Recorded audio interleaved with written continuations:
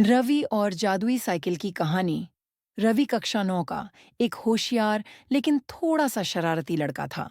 उसे साइकिल चलाना बहुत पसंद था, पर उसे गति, मोशन के अध्याय की समझ बिल्कुल नहीं थी। एक दिन उसे अपने दादाजी के स्टोर रूम में एक पुरानी सुनहरी साइकिल मिली।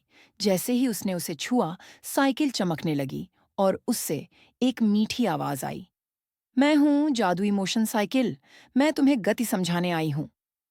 रवि हैरान था, लेकिन उत्साहित भी। वह साइकिल पर बैठा और साइकिल बोली, सबसे पहले समझो, जब कोई वस्तु अपनी स्थिति बदलती है तो उसे गति कहते हैं। साइकिल धीरे धीरे चलने लगी। देखो रवि, मैं अब चल रही हूं।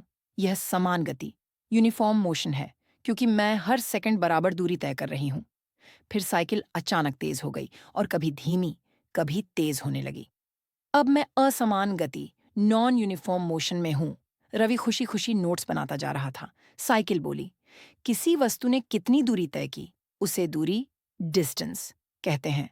और वह कहां से कहां पहुंची, यह है विस्थापन, डिस्प्लेसमेंट। इसके बाद साइकिल रुकी और बोली, समय के साथ दूरी का बदलना गति, स्पीड है, और विस्थापन का समय के साथ बदलना वेग, वेलोसिटी कहलाता है। जब वेग बदलता है तो उसे त्वरण, एक्सेलरेशन कहते हैं। रवि ने कहा, अब तो गति का पूरा अध्याय समझ में आ गया। साइकिल मुस्कुराई, ज्ञान में जादू नहीं, समझ में शक्ति होती है। और फिर साइकिल शांत होकर सामान्य हो गई। लेकिन रवि के मन में मोशन हमेशा के लिए साफ हो चुका था।